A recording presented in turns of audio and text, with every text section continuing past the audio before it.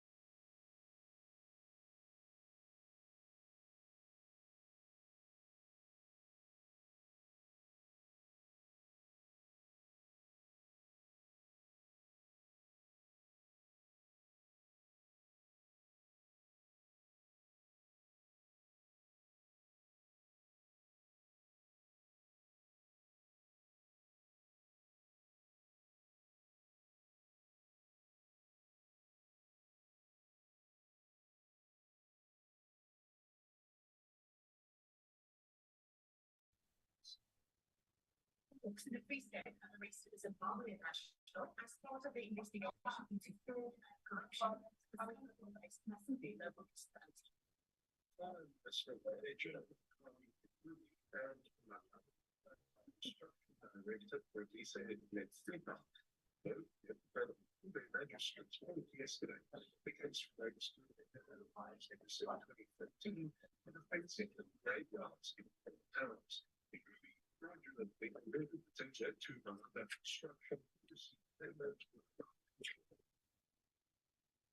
Mas, is Honorable Mutsamai in the meeting?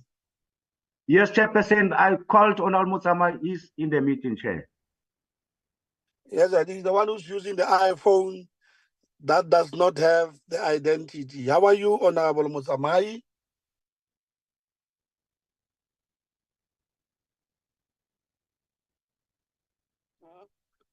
Honorable Mutsamai, I'm sure he's already in a Tequini.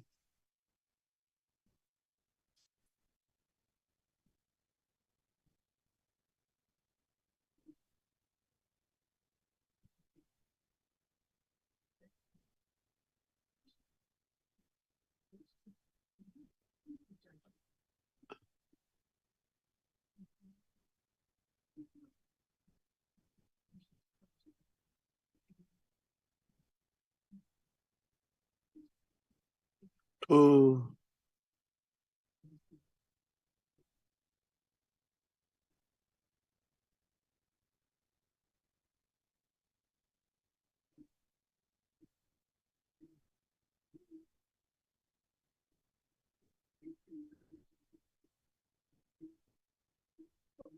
Mars, are they looking in? Because we need to start with the meeting. We are 6 here. We need one person before we start. I like us to start with a full, when we have a full quorum. The ANC new registrations. Voter turnouts in areas the ANC supported groups to be there. Said Ipsos said field work for the bill was conducted.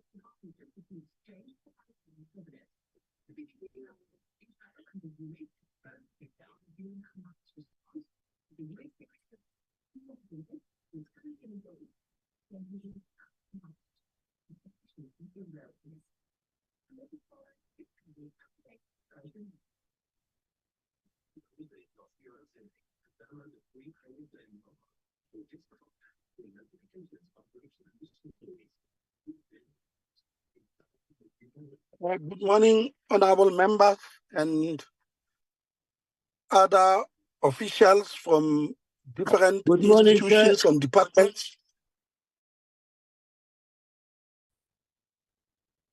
I want to take this opportunity to heartily and warmly welcome all of you in our first meeting of the year. This is the first meeting of the Select Committee on Cooperative, Water, Sanitation and Human Settlement for the year.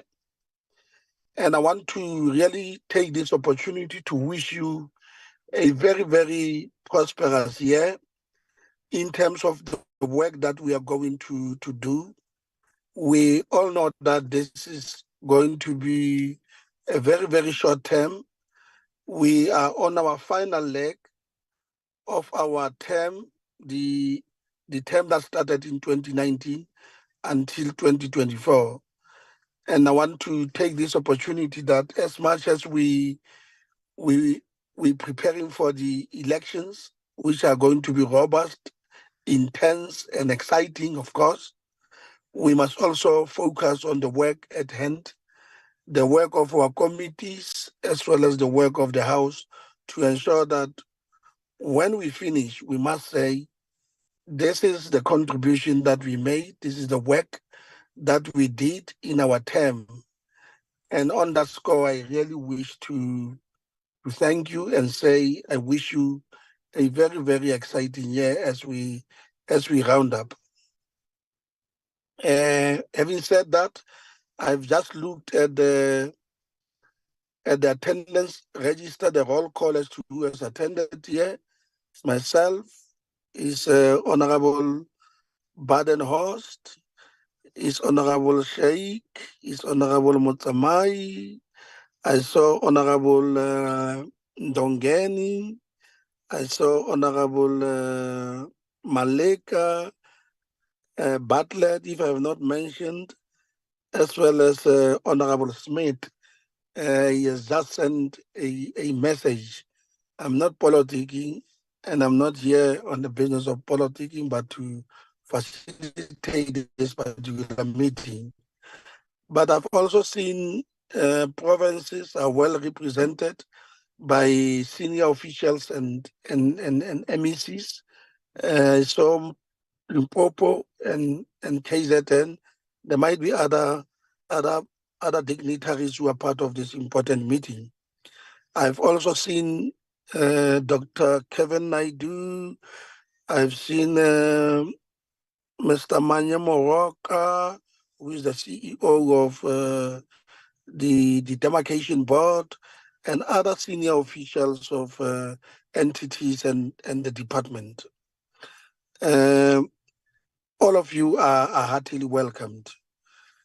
And I also see the head of the Portfolio Committee on Cooperative from Gauteng, Honorable Hassan. You are also welcome to this particular meeting. As and when I see who is also in attendance, I'll just let you know, and you are all welcome, as I indicated. Two, I've received two apologies. The one apology from the Deputy Minister of Cogta, Honorable Pakstau, as well as the DG, Honorable Mr. Mbulelo Changani, who are part of the extended cabinet Lekgotla meeting that is taking place. Today's business, we are going to get a briefing from the department and the demarcation board. In the Municipal Demarcation Board, let me be specific on that, in respect of the legislation, the bill that was passed by the National Assembly, and that bill is before us. It is called the Municipal Demarcation Authority, Independent Municipal Demarcation Authority Bill that is before us that we are going to consider. It is a Section 76 bill. We are going to have to engage in a very, very laborious process, act with agency, great agency, and speed to ensure that we finalize this particular work. Some 3 weeks ago, I was part of the interview panel that was interviewing the new members of the demarcation board. This was a very, very exciting process, a very exciting moment. And with that engagement and interview, it became very clear that there are a lot of things that we need to do to ensure that we make the demarcation board very, very effective in terms of delimiting both internal and external boundaries, to ensure that it is supported, it becomes effective, it achieves its own predetermined objectives. That is very, very much important, given the fact that the demarcation board can determine the future of this country. The country will depend on the work of the demarcation board as one of the most important pillars of our constitutional democracy. And in that sense, it's quite good that as members of parliament, we engage thoroughly with the law that is the bill that is before us. We scrutinize it quite intensely. We ensure that it is effective, it is valid, it is constitutional, and therefore it is practically implementable. With that, as I indicated, all of you are heartily welcomed to this important meeting. Moss, any other apology from members of parliament? Chair, in terms of our official record, we haven't received any apology from members of the committee. Thank you, Chair. Okay, thank you very much.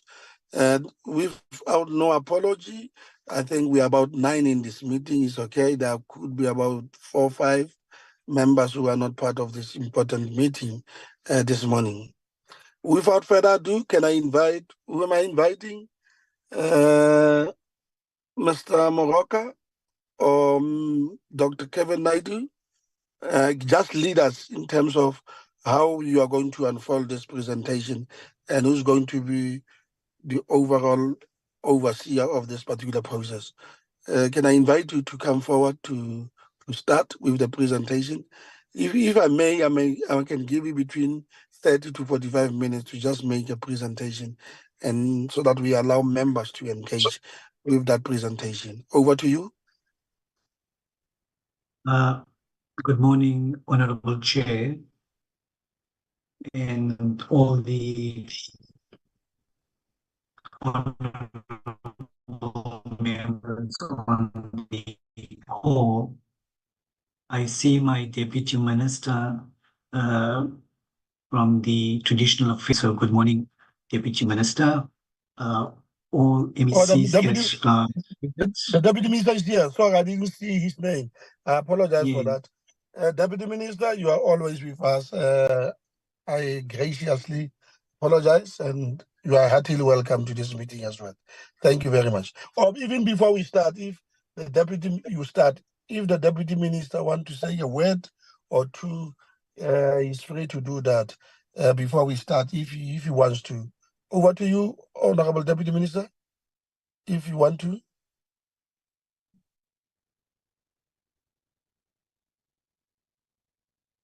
Okay, now let's start. Over to you, Dr. Kevin Naidu. Well, thank you very much, Chairperson. So good morning, everybody on the call. I see my team is also in the meeting. Honorable Chair, Mr. McComans. I see Ms. Naidu from the Chief State Law Advisor is also on the call. So that's my support structure.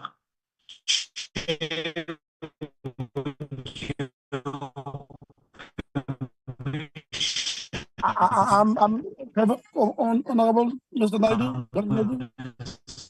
Your line is very terrible. I don't know whether it's only me, but your line is very terrible. Chair, it's all of us, Chair. Okay. Dr. Naidu, just try to move to a place where you can be audible. It's terrible. Your line is very bad.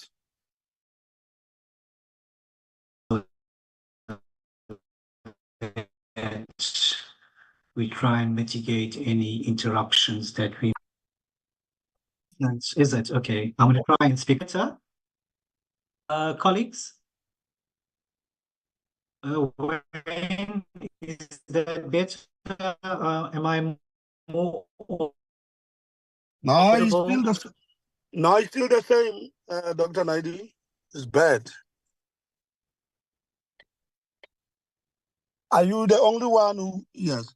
Just try to move to an area where we can all hear you well. This is very important.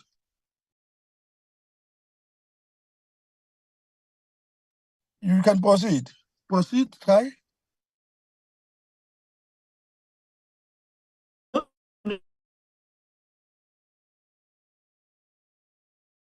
So as I take you through the bill,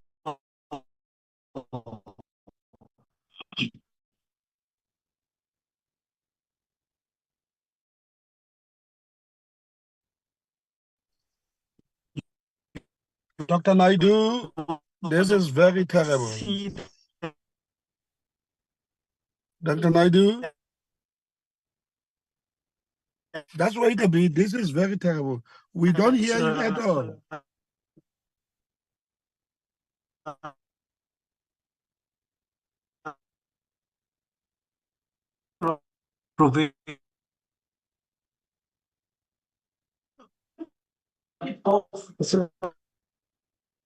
Dr. Naidu, just wait a bit.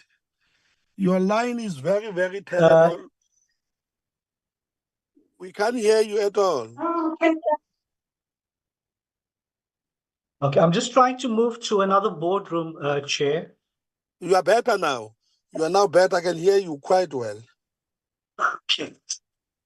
Start from the beginning. Start from the beginning because we didn't hear you at all. All right. Is it better now? Yes, it's better. It's far better. Okay.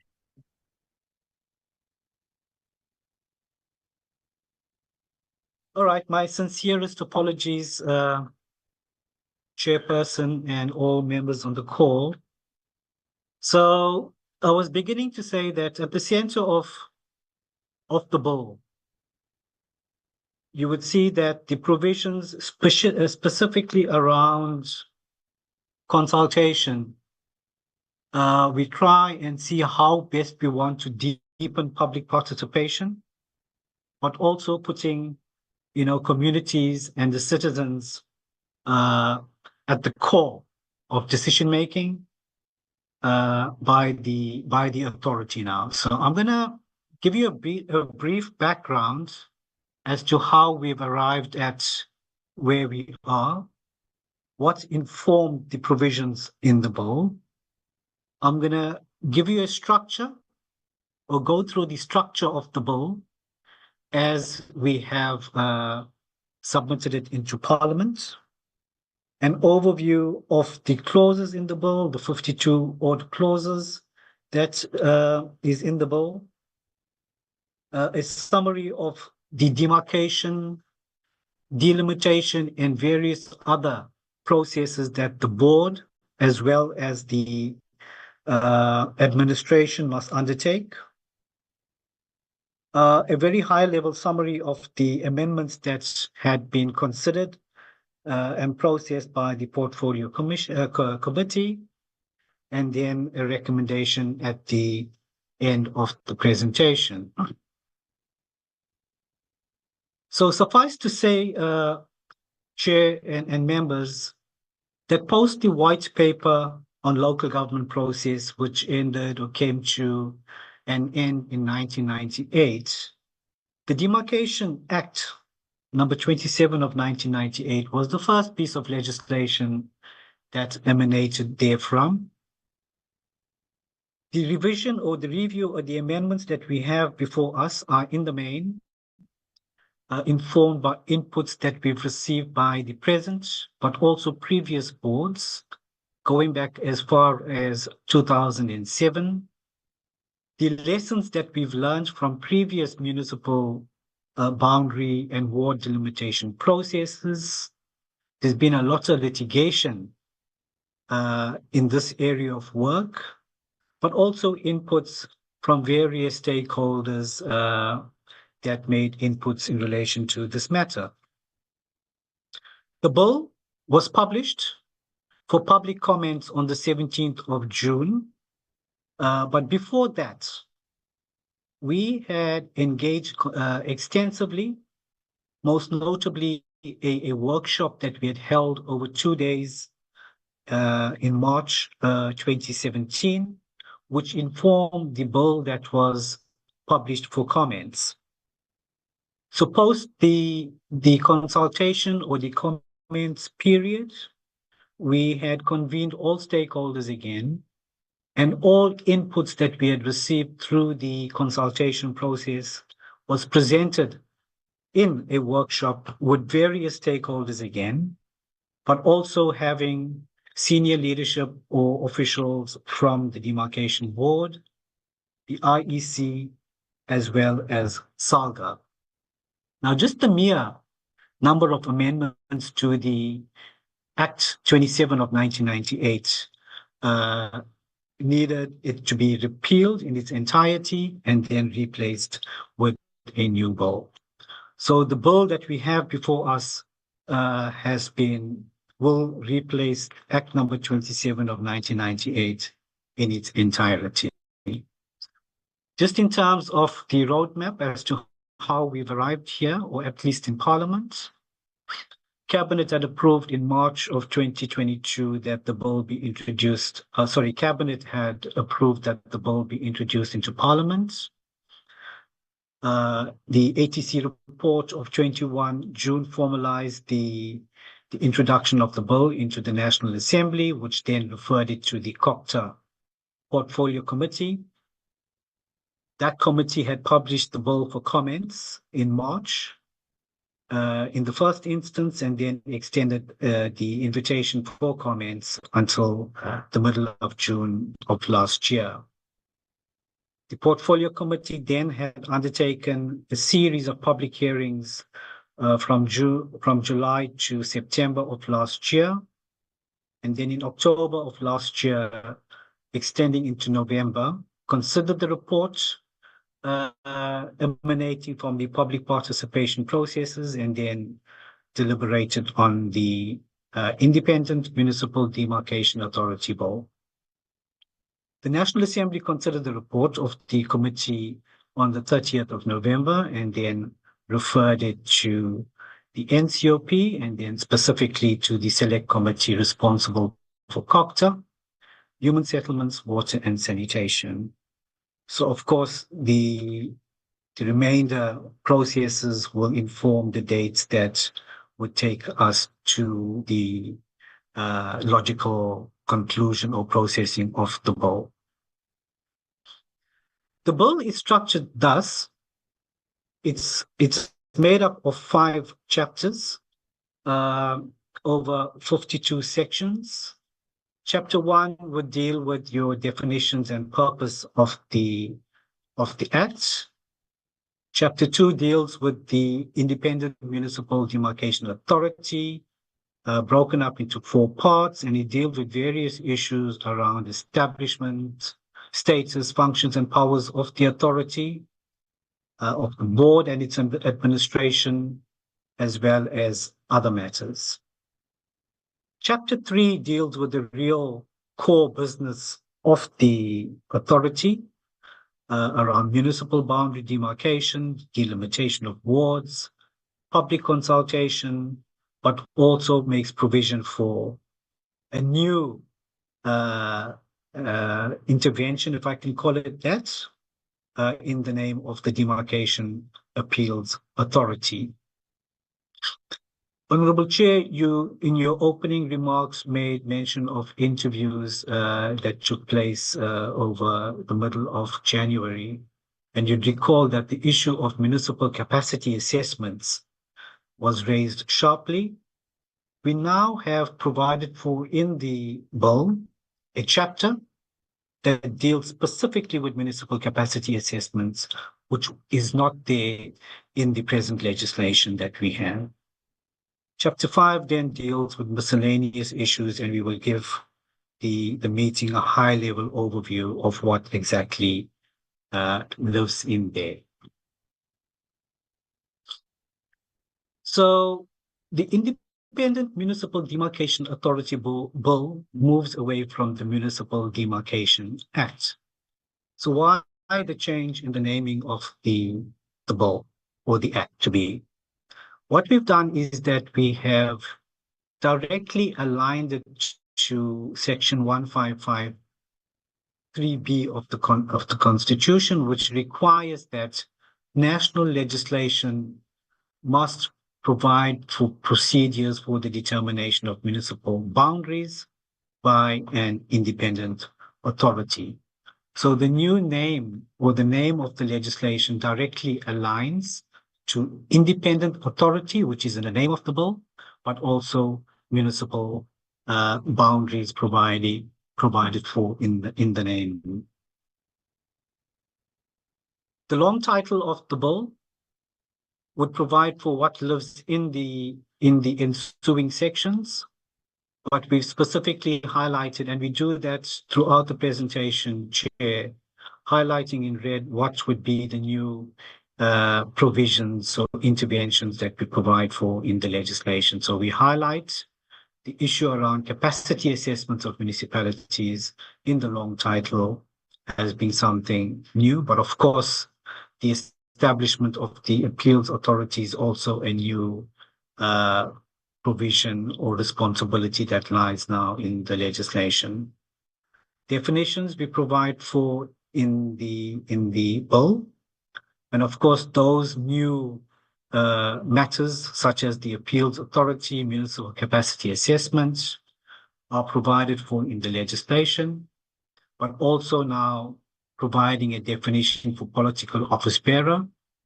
And in this instance, it is a direct, what can I say, copy or alignment of the definition in the Municipal Systems Act, the amendment that came into effect on the 1st of November 2022, but then also providing a definition for traditional leadership.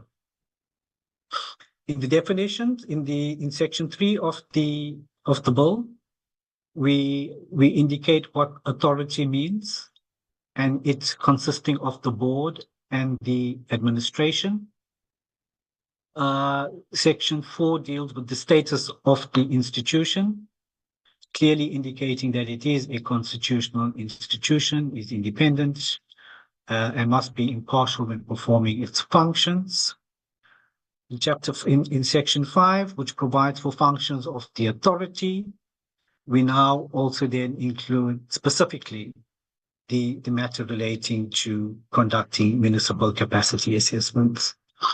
One would know that presently the issue relating to municipal capacity assessments is provided for in the Structures Act, most notably Chapter 5 and sections 83 onwards, but then also in sections 8 and 9 or 9 and 10 of the Municipal Systems Act. And you see that when we get to that chapter, there's direct reference to those specific provisions in the Structures and in the Systems Acts.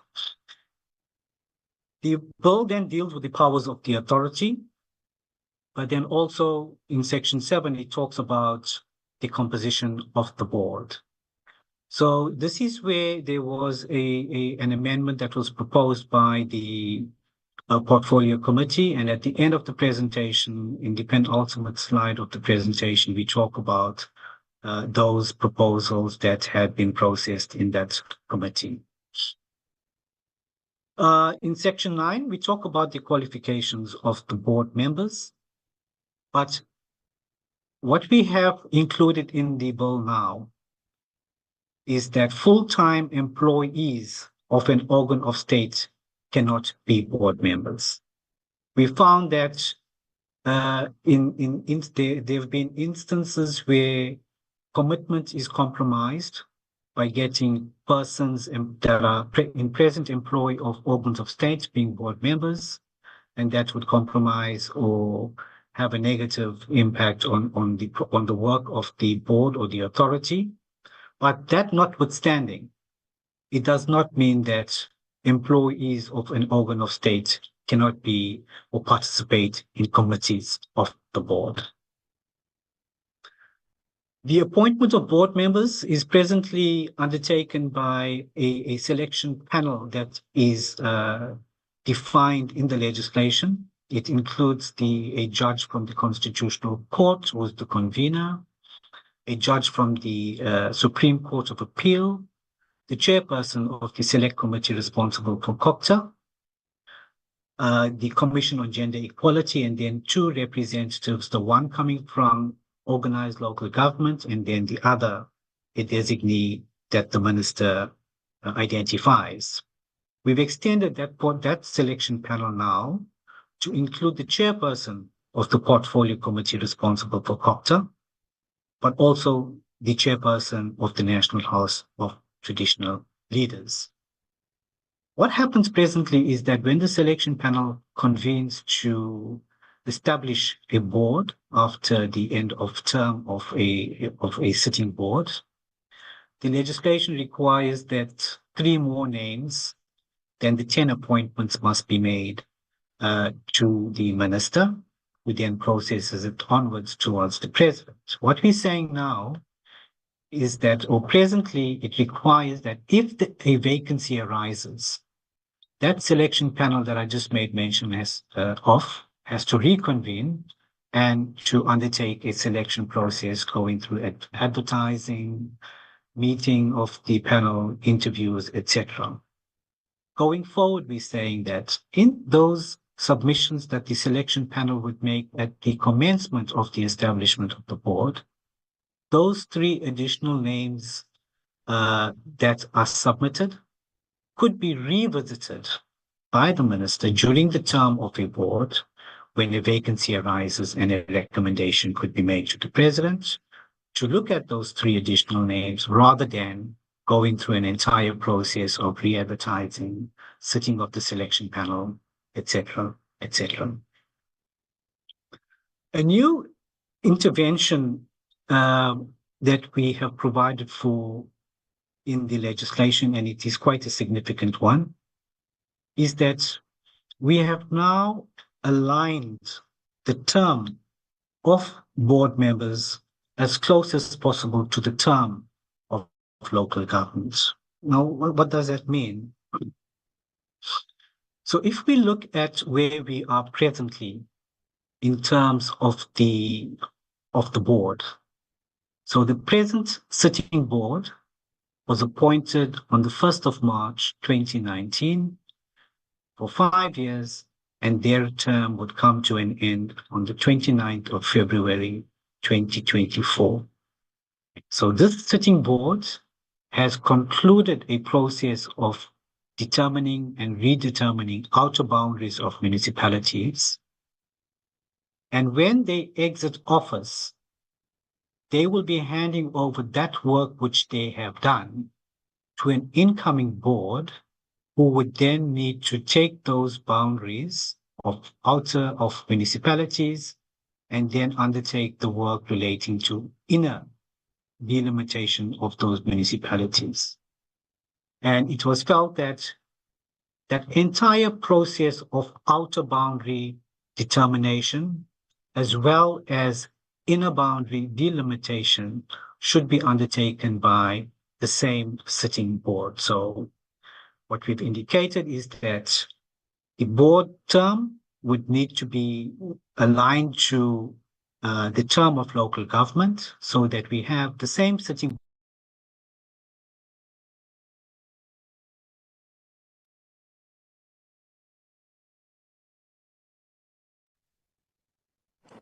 So, yes, I am being muted by someone on the platform. So,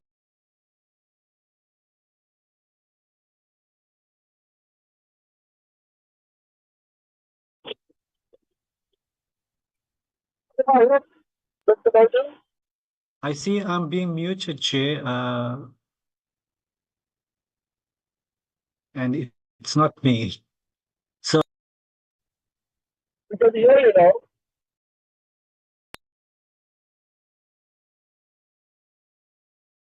okay, so we are saying that a sitting board's term would end 6 months after the commencement of a local government term. And as I've indicated, that board will be responsible for the entire process. We've indicated further that, and this is not covered in the present legislation, that a member of the board may not hold office for more than 2 consecutive terms and would be removed or ceases to be a member of the board if he or she is absent from 3 or more board meetings. Sections 12 are presently the same in terms of what the present legislation says around conditions of appointment, which essentially means that it is finalized by the minister with the concurrence of the Minister of Finance. The present prevails as well in terms of the appointment of the board chairperson and the deputy chairperson, which is done by the president.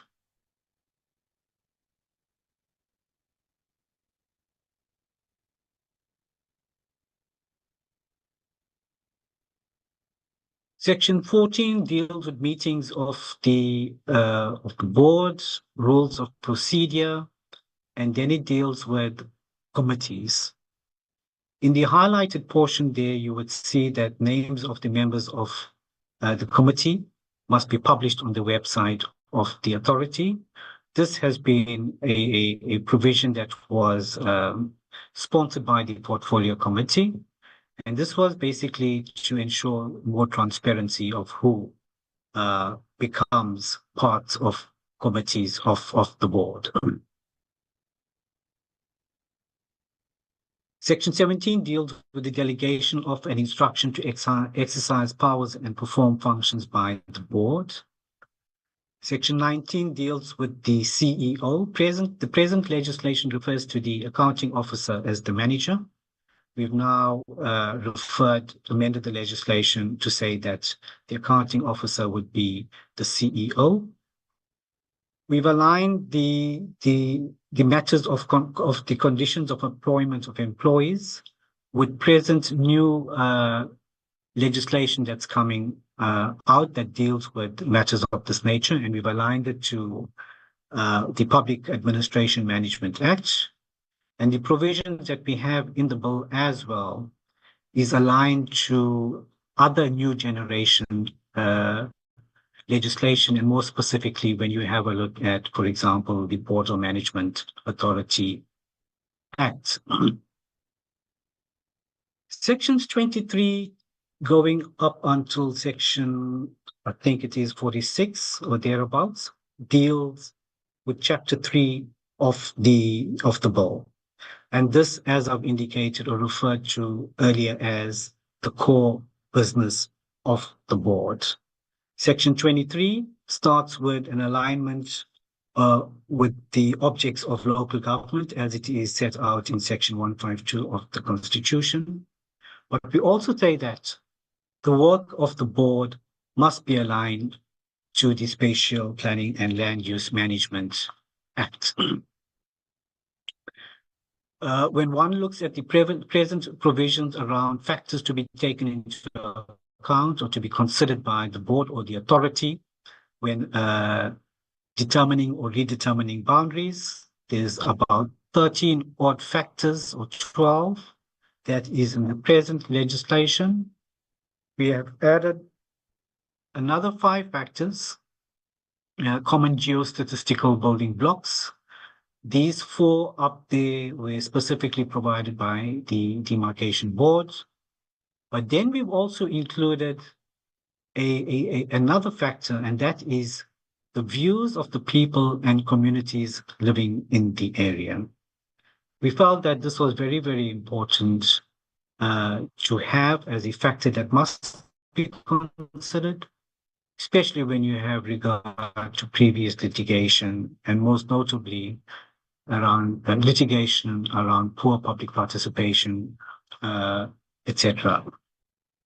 We have moved sections 2 to 4 of the Structures Act into the bill, and these sections deal specifically with the determination of category of municipality, and it talks about how one goes about, or the factors to be considered when determining category A municipalities, but also your local and your district municipalities.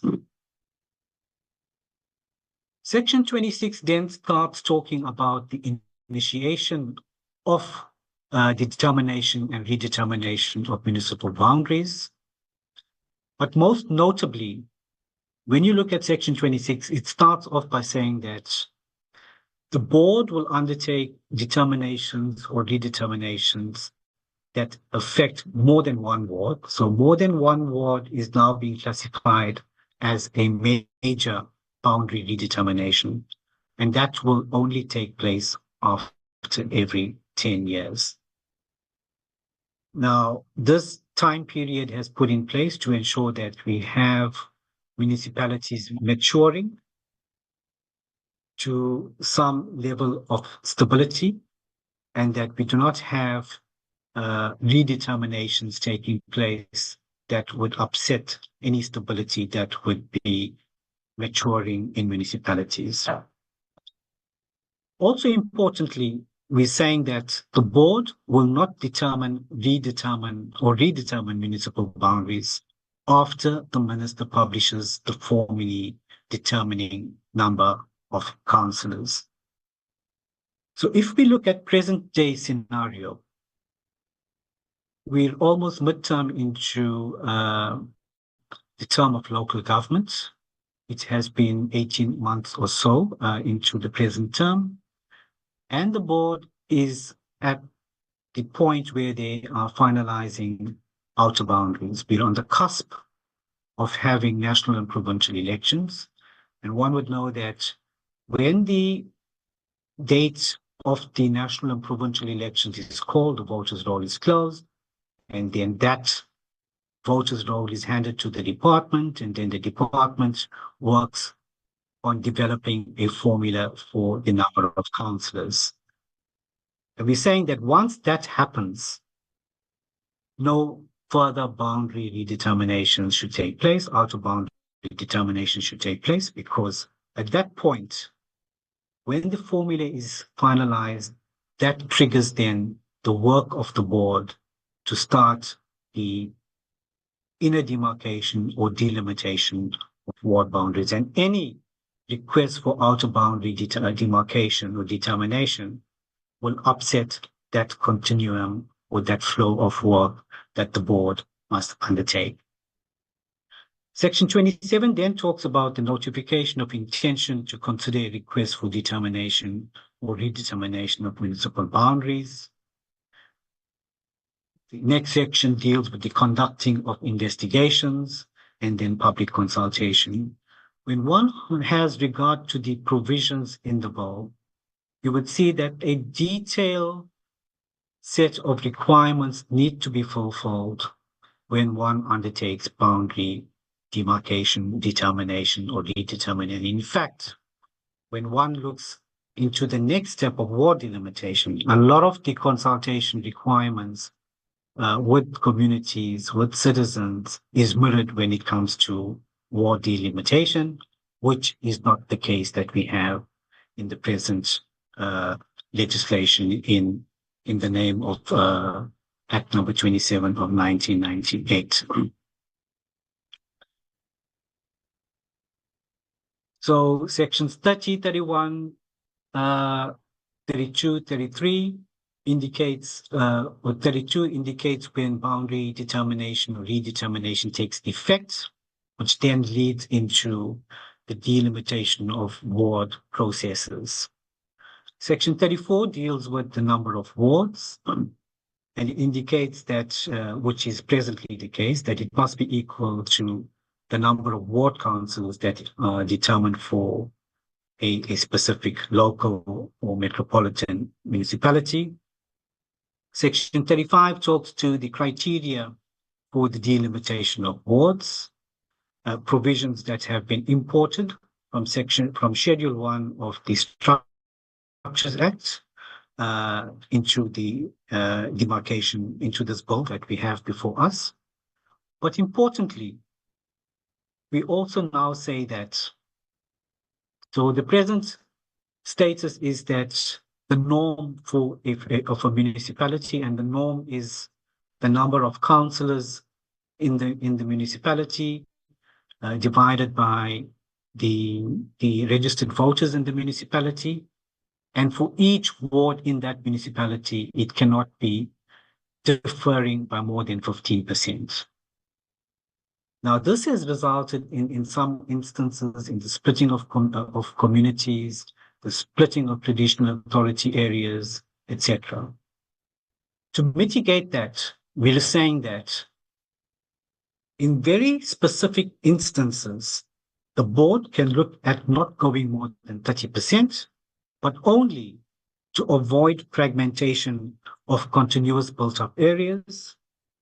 In instances where voting stations fall outside of the ward that they have delimited, but also in instances where they're trying to align to identifiable topographical and physical areas in a specific municipalities. But it does not end there. Because you're moving now from 15% to 30%, that would need to be tested by publishing that specific proposal in the Gazette for further comments before the matter can be finalized. In section 37, we say that the board must also provide reasons for decisions to those who submitted objections or to those who request such reasons. And this could be either directly or on the website of the authority. Importantly, sections 38 to 46 provides for the establishment of a demarcation appeals authority. The current legislation does not provide for such an appeal mechanism or dispute resolution process, and persons aggrieved by such decisions that the board has taken have only recourse to the courts. So with the establishment of the Demarcation Appeals Authority by the President, we believe that we're making to persons that do not have the resources having access to a dispute resolution mechanism to deal with any issues that they would want to take to another authority. This slide here basically sums up all of the provisions from sections 23 to 46 in the bill, that which I've just gone through. So it provides for the criteria that must be looked at, how determination or redetermination of outer boundaries take place, public participation, the consultation requirements. Sections 33 to 37 deals with the delimitation of wards, and then, of course, most lastly, the establishment of the Demarcation Appeals Authority. Suffice to say that that term of the Demarcation Appeals Authority will be aligned to the term of the board. And of course, if there's unfinished work by the Demarcation Appeals Authority, there would be mechanisms in place for such persons to conclude that outstanding work if it encroaches into a subsequent term of the authority. The chapter On municipal capacity assessment is dealt with through section 47.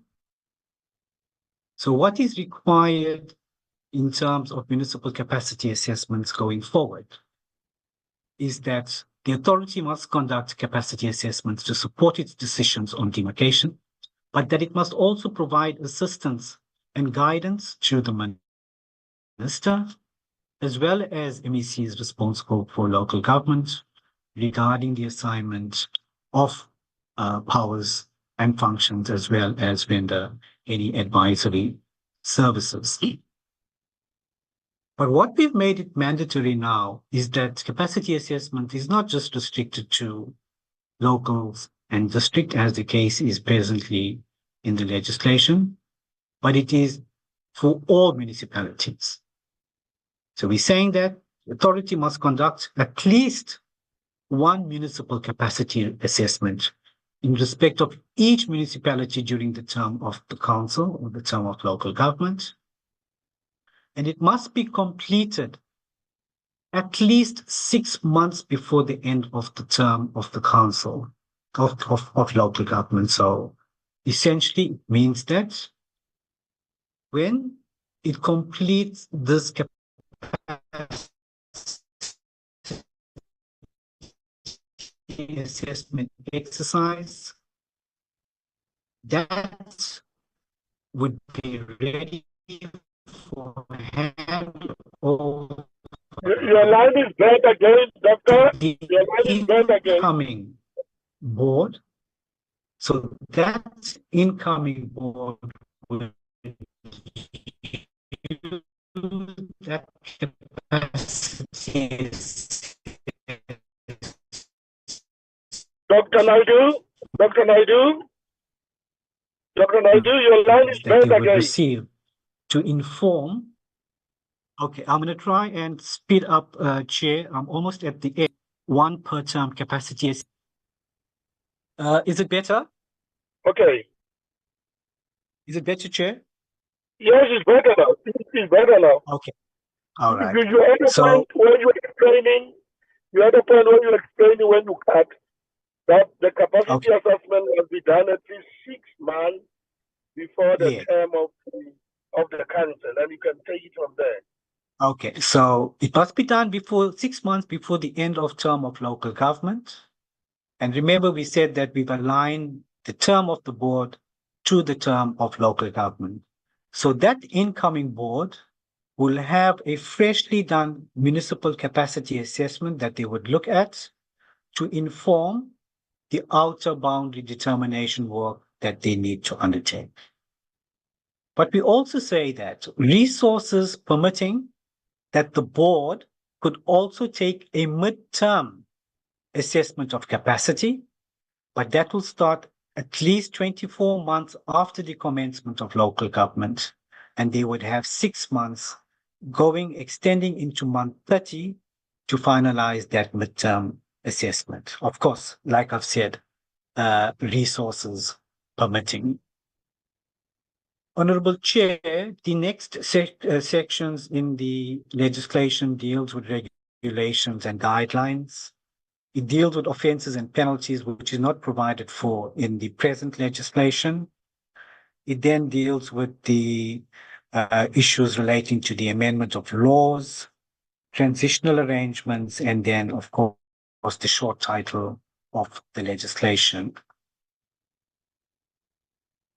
The next slide, and perhaps in summary, just to indicate that the Act number 27 of 1998 is the first piece of local government legislation that we've had. We've aligned the naming of this Act bill presently with the provisions in the Constitution. The authority would be equal to the board and its administration. So presently, if you have a board member, you would say that I'm a board member of the Municipal Demarcation Board. Going into the future, the board member will say that I'm a board member of the Independent Municipal Demarcation Authority. So we do not repeat board. I've indicated that the term of the board will be aligned to the term of municipal councils. Importantly, we've included the factor of the views of the people and communities living in the area to be considered by the board.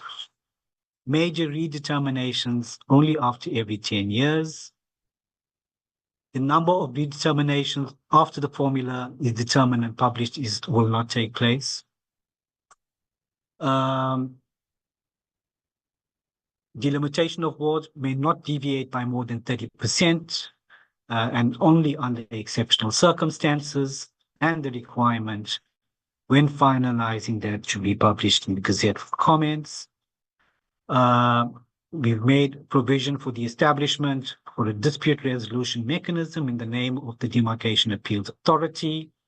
And then, of course, migrating sections from the Systems Act, but also aligning to Chapter 5 of the Structures Act on the issue relating to municipal powers and functions. Honorable Chair, these are some of the issues, or in fact, the proposals or amendments that have been made by the Portfolio Committee. We thought that we would just include these 7 issues here on the slide, and then to say to the committee that for the committee to note the provisions that's contained in the bill before us, and that, of course, the department will be available, Chair, as far as possible as we can to support the further processing of the bill by the committee, but also by when the bill is referred to the provincial legislatures for consideration. And of course, I will pause here. I'm not sure, Chair, I have Mr. McColeman's in the meeting. I'm not sure if he wants to add anything.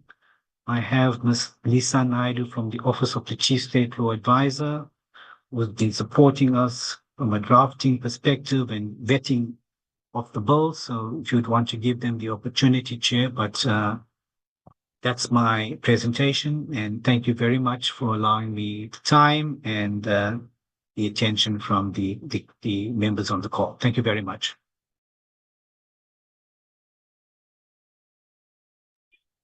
Thank you very much, Dr. Naidu. I think you have eloquently presented the bill with a clear understanding, I hope, of members of parliament in respect of the work that you've covered, the insertions. I don't want to call them amendments because this bill seeks, as you said, seeks to repeal the Municipal Demarcation Act of 1998. All the insertions, the innovations that have been inserted in this bill, quite considerate and put for thought for members of parliament, and it gives a good platform for them to engage. Just one problem,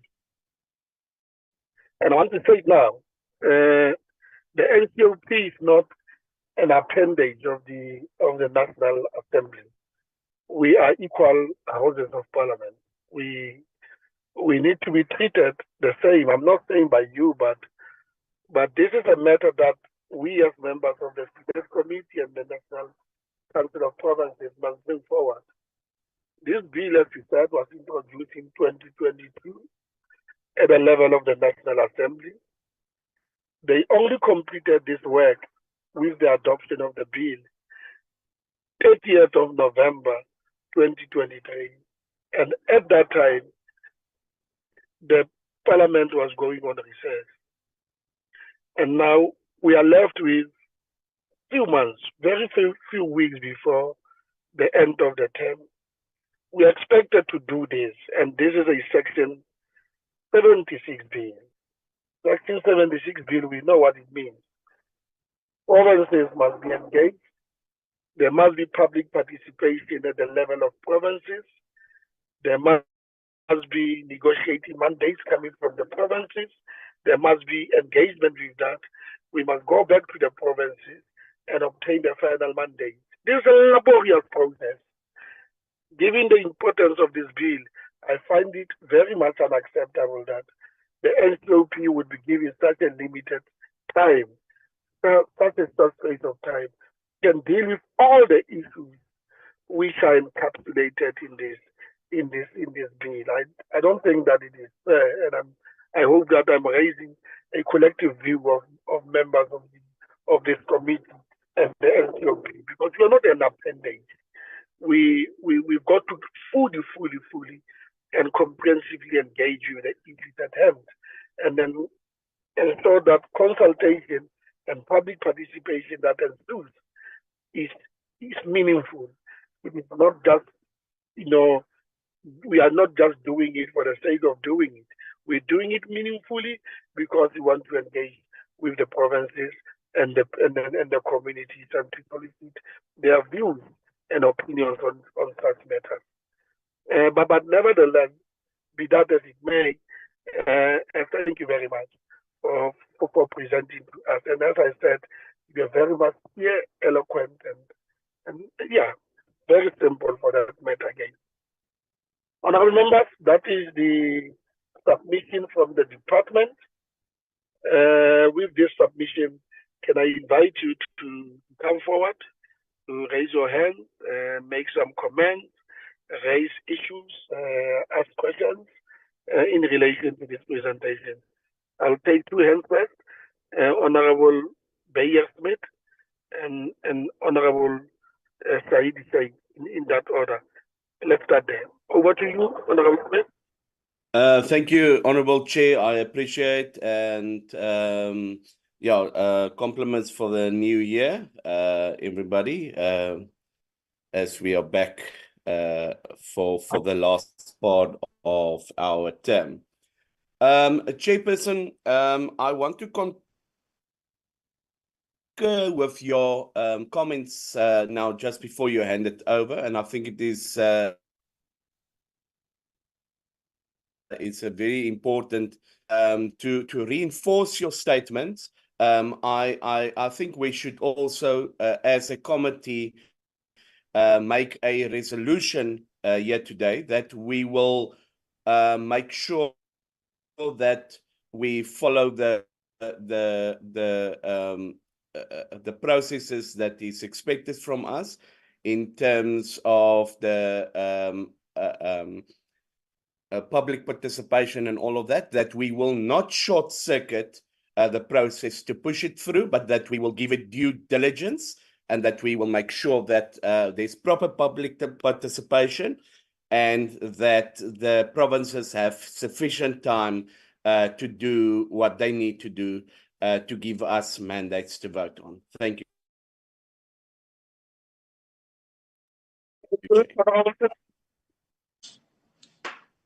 Thank you very much, Chairperson, and my apologies for not putting on my camera. I would just do it for a second and then turn it off again. But thank you for the opportunity. Let me take this opportunity as well to thank the department for the presentation. But Chair, I think it's very encouraging that the amendments that are being effected to this bill takes into cognizance lessons that have been learned in previous municipal boundary and ward delimitation processes, as well as the fact that they managed to get input from present and previous boards. And one area that we're always concerned as Parliament is around litigations, etc. But they managed to take those lessons and inputs into account in terms of working out this piece of legislation. There are also other clauses which are quite encouraging in terms of what has been presented, especially with regard to the amendments that relate to improved public participation, where views of communities are also taken on board.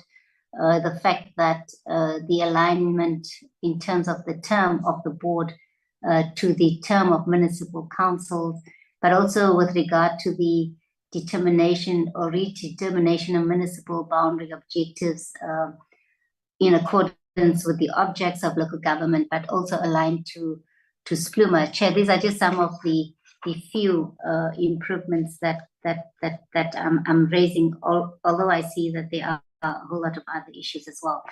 But Chair, just in terms of the issue with regard to the demarcation process, and also in terms of our experiences with it in the various provinces, is that these have always resulted in community dissatisfaction on many occasions.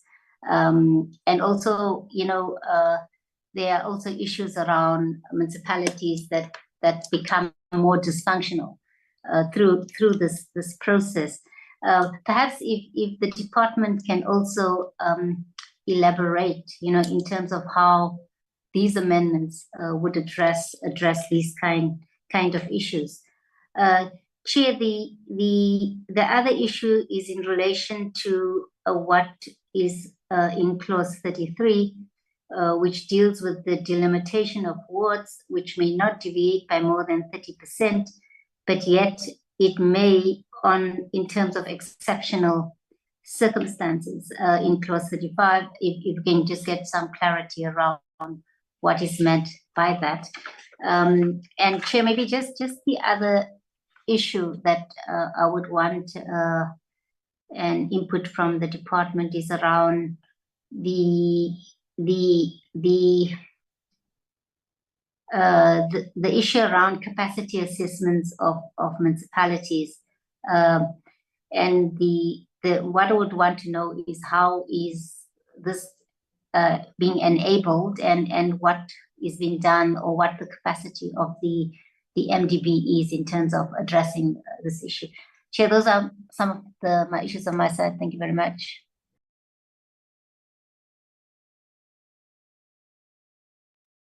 Thank you very much, Honorable Chair. Honorable Governor. Thank you very much. Apologies for not putting my video on to save bandwidth. Thank you for the opportunity, and good day to the committee members and the administration. I wish you all a good 2024. Chair, I just want to thank you for voicing your concerns regarding the process.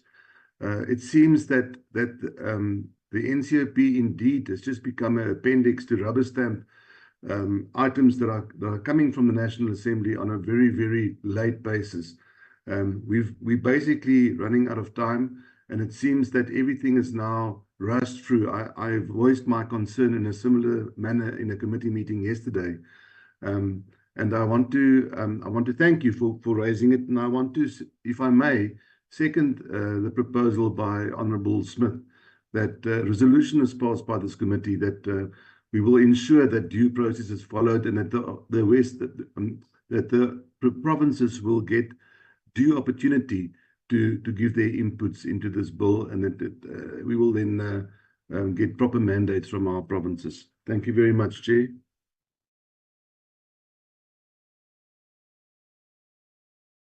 Thank you very much, Honorable Baranas. Any other hand? I don't see any other hand.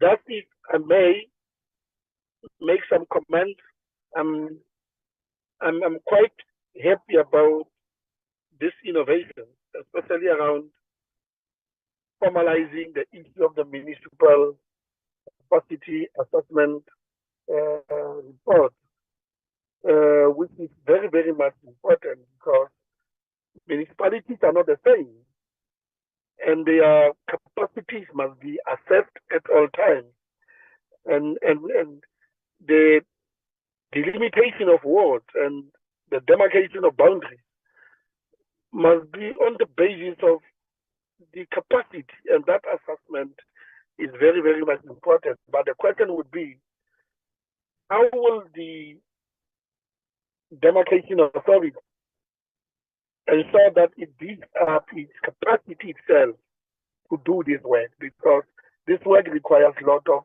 research, investigation, and cooperation with the provinces and municipalities. And secondly, linked to that, how will this capacity assessment, municipal capacity assessment, be linked with the report that must be produced by provinces in terms of Section 47 and Section 48 reports that must be presented to the legislatures and the National Council of Provinces. I'm happy about the review panel or whatever that is, so that in case that people are not happy about the work of the demarcation authority, they will appeal whatever decisions made by that authority to the panel, to the review panel. And I've not heard you quite well, Dr. Naidu, about each composition, each lifespan, and all of that. All those issues that you raise about the authority, its appointment, its powers and functions, and whether they are part-time or full-time. And you have not done the same in respect of the review panel as such. Thank you very much. With that, can I hand over to you to give some responses, please? Thank you. Thank you very much, Honorable Chair, your questions, as well as to Honorable Sheikh for her questions. The other two inputs were comments. The first issue relating to community protests and dissatisfaction. I don't think the process of redetermination and determination, as well as delimitation of inner boundaries, are gonna make everybody happy all the time. I'm certain that you're gonna try, when the board undertakes its work, it's gonna try and do it in a balanced fashion, but also having the limitation in that there are strict principles, guidelines, formulae that must be adhered to when finalizing inner as well as outer boundaries. If you look at in 2016, in the north of the country, there were communities that were agitating for boundary changes. As far as possible, the redetermination process had resulted in satisfying some communities, but then also resulting in other communities being aggrieved. So how do you find that balance? And we tried to, and this then leads me to the second question that was posed by Honorable Sheikh. How did we try to mitigate it?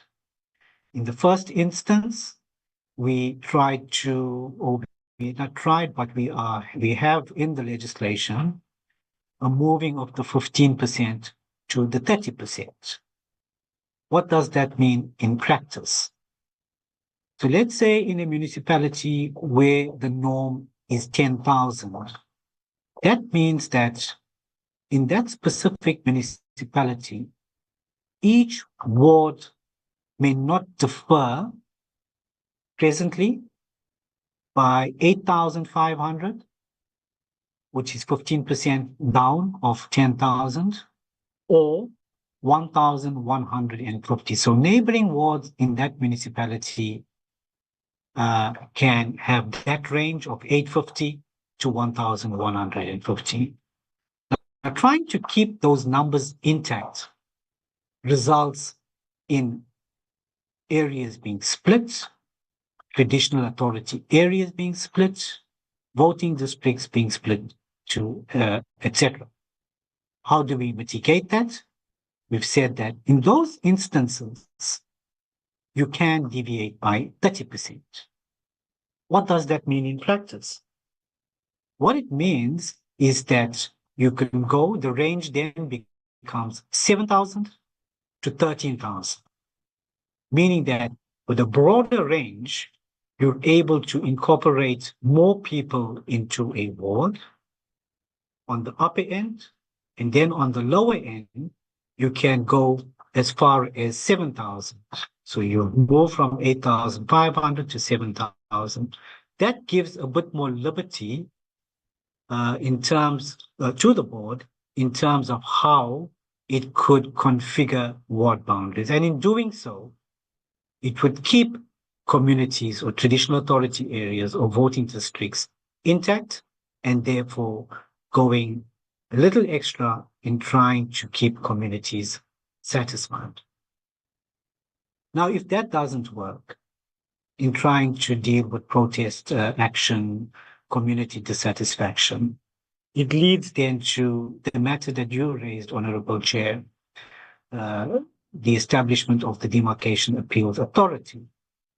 Now, there's many sections in the bill that deals with this authority, dealing with their appointment, their part-time nature, the alignment of their term to that of the term of the board members, the appointment of the president by the president of these members, the conditions of service. But it also goes further and says that regulations could be developed to deal with any matter that is not covered for in the legislation.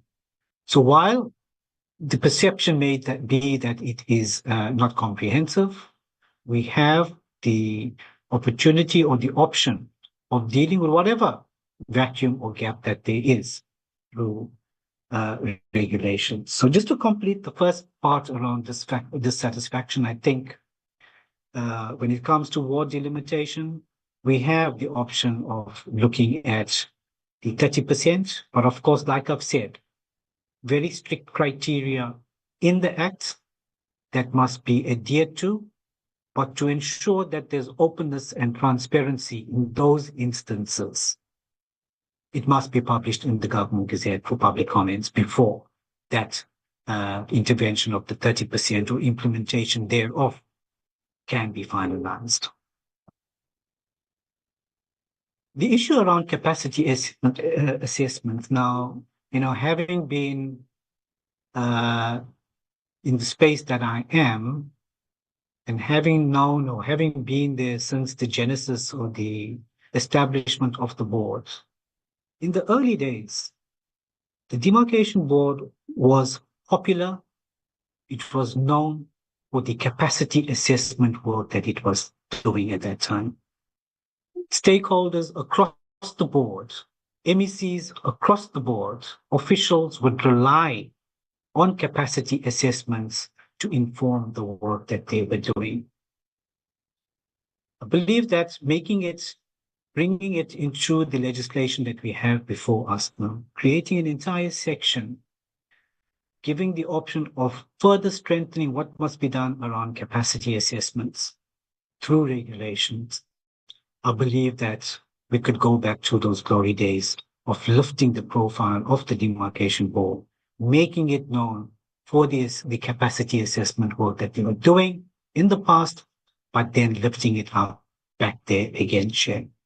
Of course, with that function, resources must follow, and we would need to see how we're able, as the department, support the board in whatever interventions that they would initiate, be it to the National Treasury or whatever it is, Chair, to see how we're able to support and assist the board in terms of institutionalizing capacity assessments, not just for the benefit of the board, but for government at large.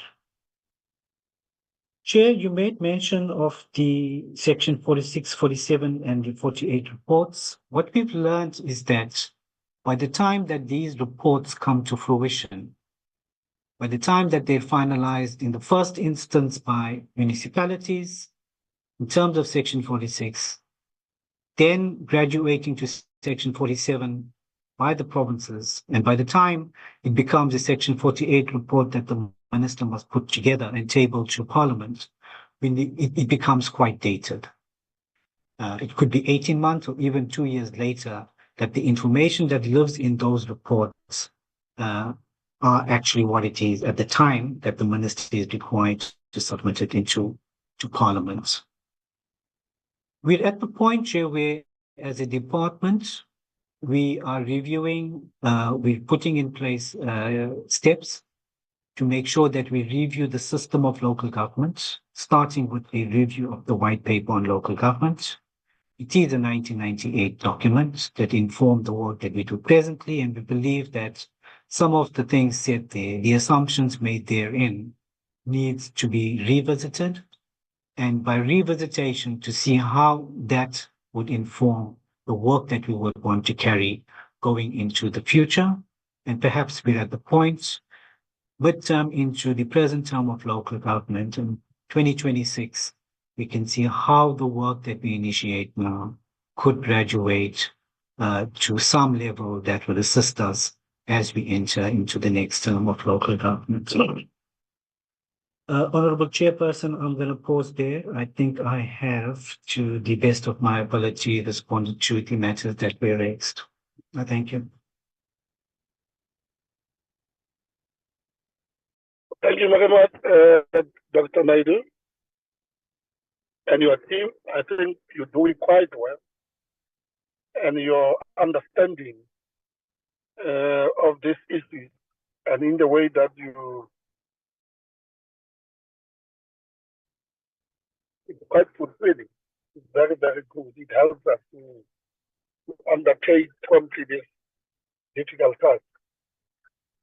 Now, as we know, going forward, in terms of the rules of or the NCOP, we are given about 8 weeks or so to finish the process of legislation within that cycle itself. Now I'm going to invite more to cut the way forward, and in the process, Dr. Naidu, you will also come in and help. In terms of the timeline, what is it that we want to do, we are going to do, what are the dates that we are going to unfold this process that must culminate in us adopting this, the report itself, as well as the bill, and present it to the House. Over to you, Mark. Can you just quickly explain that? I will also invite Dr. Naidu to, at the end, to come and just say from their side, what is it that they are going to do to help, because it is their department that is going to help us to engage with provinces as such. Over to you, Mark. Thank you, Chairperson. Chairperson, noting the concerns that members raised with regard to limited time, the Secretariat today will draft a program in consultation with the office, and that program will be tabled before members of the committee for further input. Then after Chair, it will be submitted for political approval by the House Chair, and that program will be shared with the provincial legislature and the department chair. And noting that we are required in terms of the cycles to ensure that provinces conduct public hearings, there is a process for negotiating mandate and final mandate. We made undertaken Secretariat that the program today will be crafted and shared with members, including yourself, Chairperson. But in terms of the 8-week cycle, Chair, we are hoping that this bill can be completed before the end of March, Chair. But that will be ratified by the members' input and support. Thank you, Chairperson. Thank you very much. Any input from your side, Dr. Naidu? Thank you very much, Honorable Chair. I think that there is an engagement scheduled by the Free State Provincial Legislature for tomorrow. We've been requested to support, and we're ready to make a similar presentation that we have made this morning, Chair, to that legislature, as well as to the others as well. We would be available to provide that support. Of course, we would like to also see this piece of legislation coming to fruition as well in this term. But of course, that is in Parliament, and like I've said, we're here to support, Chair. Thank you. Thank you very much, Dr. Naidu. I had the occasion of talking to the chairperson of the Portfolio Committee out there, who's part of this meeting. He's energetic, together and he was initiated to say, "Sir, we want to really unfold this process because it's quite important for us as a province of Gauteng. And I wish that all provinces are doing the same. As most indicated, the program must be out by tomorrow. I must have looked at that program and apply my mind and, if possible, circulate it in terms of what is it that we are going to do to ensure that everything else is in place. And I'm going to encourage members of this committee in their respective provinces, they must just attend, be ready, and ensure that all of these briefings do take place in their own provinces in order for us to fast-track this process. There's no turning back. We can't turn back. The horses are bolted. This process has undergone the time that it has gone, and we are here because if we all know that if we can't pass this legislation and any other urgent legislation that is before us, it means that if the term of parliament ends, this bill will also lapse. It will be a futile exercise. Having undergone such a laborious process, it will be a futile exercise that we must all avoid. A lot of money would have been spent, starting from the time of the NA with us here. Going to be a lot of expenditure incurred, and it is therefore important, of paramount importance, that we tighten our belts, we make sure that this process succeeds. With that, if ever there is nothing else to say, I see the hand of Honorable Smith before we round up the discussion and close the meeting. Over to you, Honorable Smith. Thank you, Honorable Chair. I just want to add on what you said in terms of the legislation lapsing after a term. I've done now 2 terms of Parliament in the NCOP already, and there is the option to revive legislation in a new term. So just to put that on the table. But what I actually want to get to, Chair, is I have proposed a resolution to the committee. It was seconded by the Honourable Badenhorst, and I wanted, because it seems that nobody is objecting to that, so I just wanted then recorded as a decision of the committee. Thank you, Chair. No, let's not take decisions without comparing with all the members. Can you just repeat your proposal, please, so that we okay, thank you.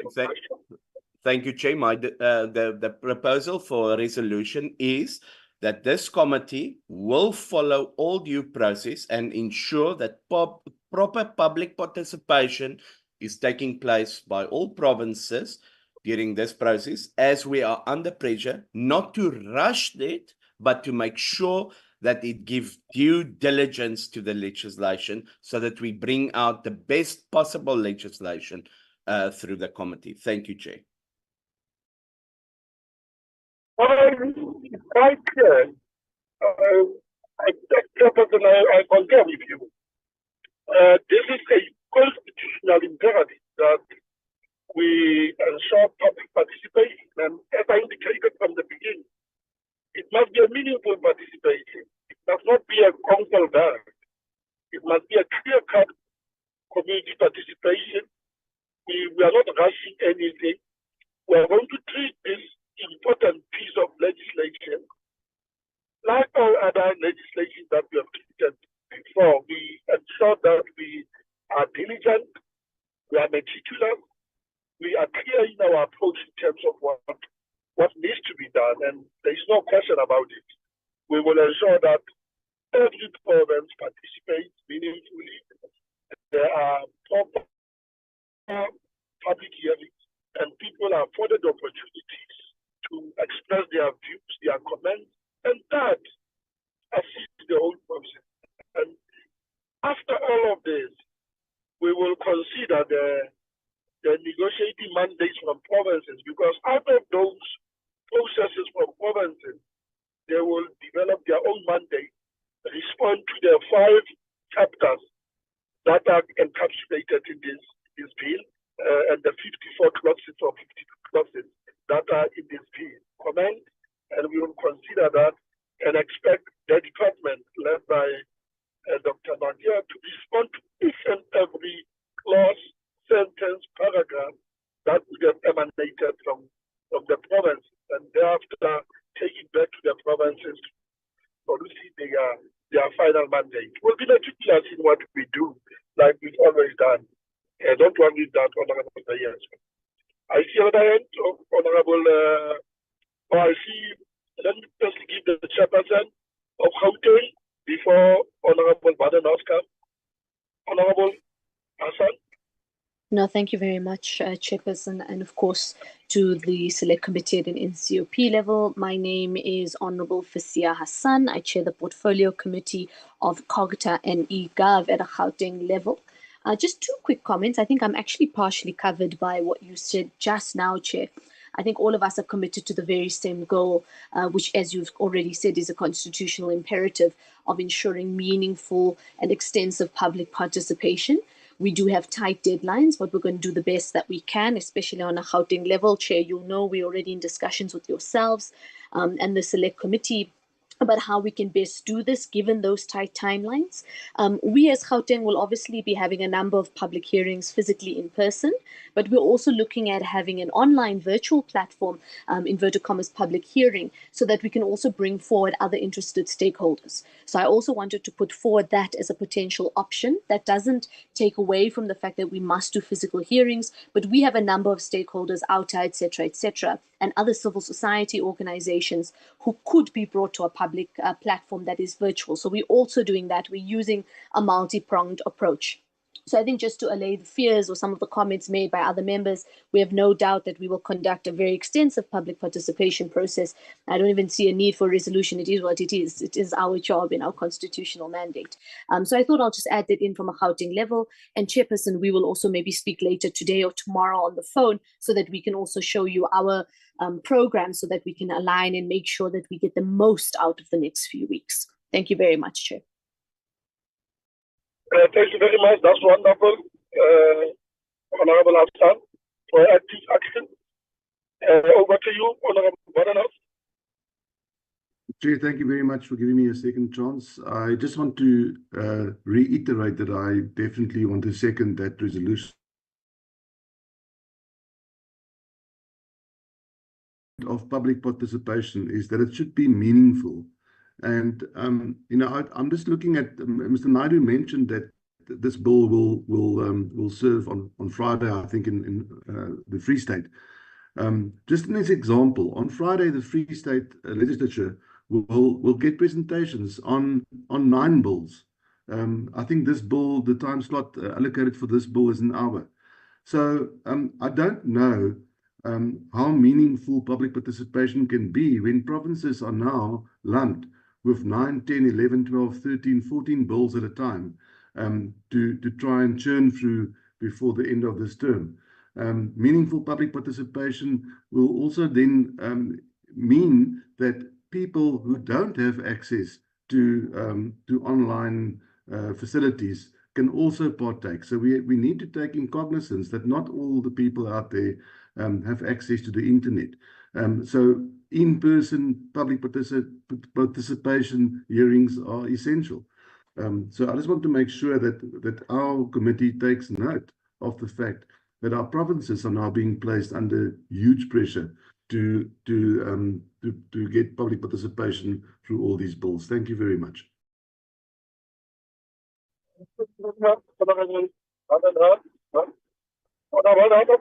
Don't worry.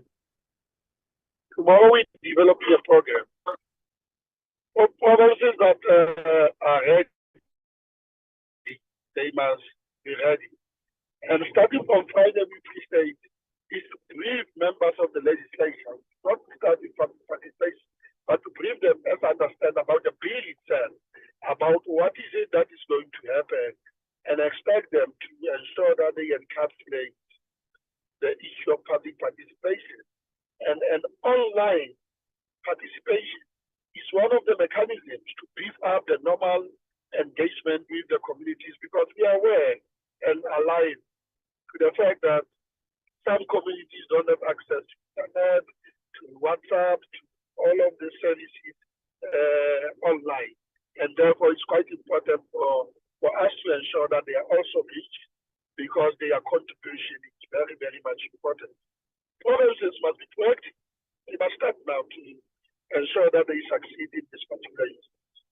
I see the hand of Honorable Sheikh. Thank you very much, Chairperson. I don't know if I'm going to be... Can you hear me, Chair? Chair, can you hear me? Yeah, I can hear you. Okay, no, thanks. Yeah, thanks. Yes, yes, can hear you. Yeah, no, thank you, Chairperson. I hope I'm not going to be redundant in terms of my input, because I think you covered me as well as Honorable Hassan. But in essence, Chair, you know, you cannot object to effective public participation, but I don't see any need for such a resolution by this committee, because we are guided by the Constitution and we are guided by the rules of Parliament to ensure that public participation takes place. And that the two comments, important comments that were made by the two members, Chair, I see it more as comments and as a re-emphasis on the fact that we need to ensure that effective public participation takes place. Thank you very much. No, thank you very much, Honorable Sheikh. No, there is no resolution, Honorable Sheikh. If you have heard me saying that there is a resolution, no, I was just supporting Honorable Bayer and Honorable Badenhouse has reiterated that. We all of us agree that public participation is the cornerstone of our democracy.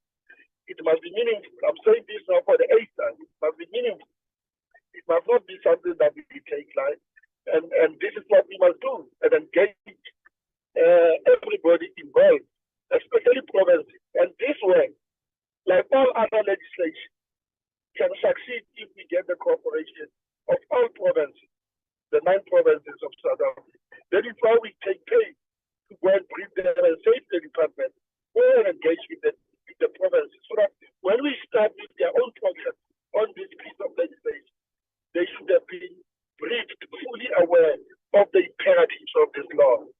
And this is what we are going to do. We're not taking any resolution. There's no need to take any resolution.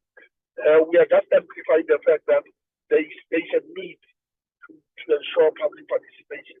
That we must do, and that we have been doing even in the past.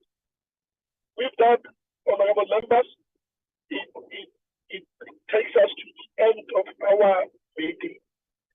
And thank you very much for your attendance, members of Parliament of this select committee, provinces, for your cooperation.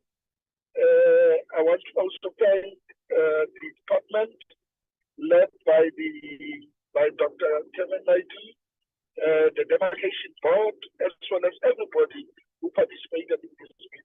The meeting stands adjourned. Thank you very, very much. Lead the ANC team, Honorable Bayer. This platform is not a political platform. We are not here to do these things of pointing fingers at different political parties. But you are scared to commit, Chair. If you want to the ANC is scared to commit. No, you want to keep it, no, you want to keep it the ANC. Go and keep it. No, Chairperson. We're not here about the ANC or the DA or any other political party. And this is just unacceptable. You keep it. And please stop it. We're here but the ANC is to commit to the rules. There has got nothing to do with the ANC. Leave us alone. Chairperson, if the DA is not ready to work, No, it's another what's wrong in this meeting? No, the meeting is adjourned. It's fine. But stop these things of yours and posting all of this political thing. You will be shocked at Please adjourn as well. Bye. Okay, thank It's you very much. it's the agenda of the DA. All committees do that. It's the agenda of the DA. Thank you very much. The meeting is adjourned. Thank you. Very much. Thank you, Chair. Chairperson. Bye-bye.